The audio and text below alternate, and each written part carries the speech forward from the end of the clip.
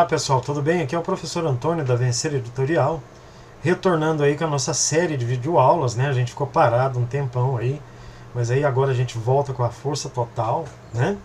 E eu quero trazer para vocês agora uma série, né, de questões para o processo seletivo de Corpo Auxiliar de Praças da Marinha, que é um processo seletivo aí que todo ano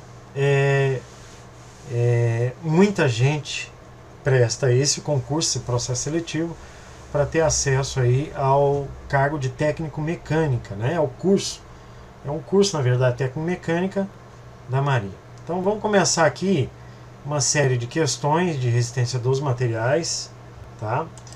E sem demora, vamos lá direto para uma questão que caiu em 2007, tá, pessoal? É uma questão bem tranquila, eu considero tranquila, basta a gente recorrer aos conceitos básicos aí do gráfico tensão-deformação, né? E a gente vai conseguir resolver facilmente essa questão ali, beleza? Então vamos ler o enunciado. Observe a figura a seguir. Essa figura, ela traz aqui, ó, tá vendo? O gráfico tensão-deformação, que é uma coisa para nós da área da mecânica bastante comum, bastante corriqueira, né? E é uma questão do tipo verdadeiro e falso. Então, o que a gente entende aqui, a gente vai ter que ler todas essas proposições, saber se elas são verdadeiras ou falsas, né? E depois, na sequência, a gente escolher uma alternativa que tenha essa sequência aí, né? Tá? Verdadeiro, falso, verdadeiro, falso. Então vamos lá para a primeira proposição. O trecho A corresponde ao limite de proporcionalidade e o ponto B corresponde ao limite superior de escoamento. Vamos ver. O ponto A corresponde ao limite de proporcionalidade. Está correto, pessoal. Aqui é o limite elástico do material no gráfico tensão-deformação. Então essa proposição primeira aqui ela é verdadeira. Tá? Aqui, inclusive, é o limite da lei de Hooke, é onde prevalece o comportamento elástico do material. Tá? Logo após esse limite, o que acontece? Pode acontecer uma oscilação na carga, né, aplicada no corpo de prova. E por isso que a gente vai ter o limite superior de escoamento e o limite inferior de escoamento, que está representado aqui, respectivamente, pelas letras B e C. Tá? Vamos para a segunda. O trecho entre o ponto A até o ponto E denomina-se região de deformação elástica. Entre A e E. Não, pessoal, isso é questão, essa proposição está incorreta, é falsa. Por quê? Porque logo após o final do escoamento, o que a gente vai ter? A região plástica e não elástica. Ok? Então, o trecho entre o ponto O até o ponto B denomina-se região de deformação plástica. Entre O e B também está incorreto, porque entre O e B o que a gente vai ter? A deformação elástica. É onde nós temos a recuperação original do material quando a carga é cessada. Então aqui nós temos mais uma proposição falsa. O trecho entre o ponto E e F ocorre a estricção? Denomina-se estricção? Sim. É onde acontece, pessoal, a redução percentual da área do corpo de prova e nós temos a fase final do gráfico tensão-deformação e logo no ponto F acontece o que? Acontece a ruptura. Então essa proposição é verdadeira. E finalmente, o ponto C corresponde ao limite inferior de escoamento? Sim. E o ponto F corresponde ao limite de ruptura do material? Sim. O ponto F é onde acontece a quebra, o colapso do corpo de prova. Tá? Então essa alternativa é verdadeira. Então, olhando para as alternativas presentes aqui, a sequência que nós temos, ó, verdadeiro, falso, falso, verdadeiro, verdadeiro.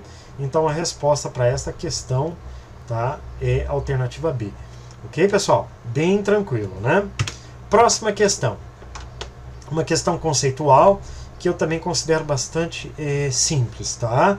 Basta ter o conceito, né, da deformação do corpo de prova submetida a um ensaio de tração. Vamos dar uma olhada no enunciado. Após várias experiências, Robert Hooke constatou que uma série de materiais, quando submetidos à ação da carga de tração, sofre variação na sua dimensão nominal inicial? Sim. Então o que o Robert Hooke fez? Ele pegou diversos materiais, submeteu ele a uma carga de tração, né, esticou esse material, né, e verificou, constatou que esses materiais aumentavam a sua dimensão, tá? Comparando-os com a dimensão inicial. Bem como na área da seção transversal inicial, sim, porque à medida que o corpo de prova aumentava de tamanho, né, a seção transversal desse material também ocorria uma redução. Então, acontecia também uma mudança na dimensão da seção. Esse fenômeno foi denominado o quê? Alongamento, cisalhamento, torção, momento de inércia ou torque. Pessoal, essa questão é fácil. Esse fenômeno foi denominado alongamento, ou seja, é o esticamento, o aumento de tamanho do corpo de prova. Então, alternativa A para esta questão aí que caiu em 2007, né? Agora uma questão envolvendo cálculo, né? Uma questão fácil aí, né? Que envolve cálculo, que a gente pode facilmente resolver, primeiro tendo o conceito, né, do que é a tensão cisalhante. Por que eu digo cisalhante? Porque está havendo uma força, né, paralelo à área desse bloco que tem dimensões de 100 por 200. Pessoal, a primeira coisa que nós temos que ter em mente aqui é o seguinte: essas dimensões elas não têm unidades, então a gente considera que essas unidades estão em milímetros, ok? Porque não tem nenhuma unidade escrita aqui na cota do desenho. Então a gente já percebe de cara que isso aqui ocorre uma tensão cisalhante. E qual é, pergunto para vocês, qual é a fórmula para calcular a tensão normal ou cisalhante em um material que está submetido a uma força? Pessoal, é a mesma fórmula utilizada para o cálculo da pressão, que é a força dividido pela área da seção transversal do elemento. Nós temos o que de dados? Nós temos a força? Sim, a força aqui é 300 newton, né? E qual é a área? Pessoal, a área aqui, basta que a gente recorra a uma fórmula da geometria, que é a área de um retângulo, é a base vezes a altura. Então, no caso aqui vai ser 200 vezes 100. Vamos para a resolução. Então, a resolução nos traz o seguinte. Primeiro, o cálculo da área, que é 100 vezes 200. Isso vai resultar em uma área de 20.000 milímetros quadrados. Não esqueça de converter esta área para metro quadrado, porque eu já vou explicar, né? E a força é de 300. Bom, olha a fórmula. Força dividido pela área, né? A força é de 300, a área é de 0,02 metros quadrados. Nós vamos ter, então, um valor da tensão cisalhante de 15.000 pascais ou 15.000 quilopascais, ok? Olha aqui, por que nós temos que converter de milímetro para metro, pessoal? Porque 1 pascal é exatamente 1 newton por metro quadrado, tá? E 1 quilopascal corresponde a 1.000 pascais. Então esse resultado aqui nós temos que dividir ele por 1.000 e representar esse 1.000 apenas com o símbolo de quilo. Então a resposta correta para esta questão é a alternativa B, ok?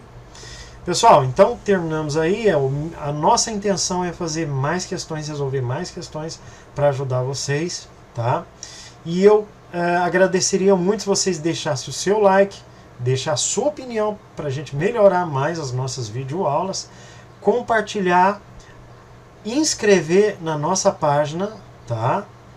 O nosso hot site, que é o vencereditorial.com.br. E nós também temos a nossa fanpage no Facebook, tá? Que segue o link aí. Ok, pessoal? Então, até a próxima, tá?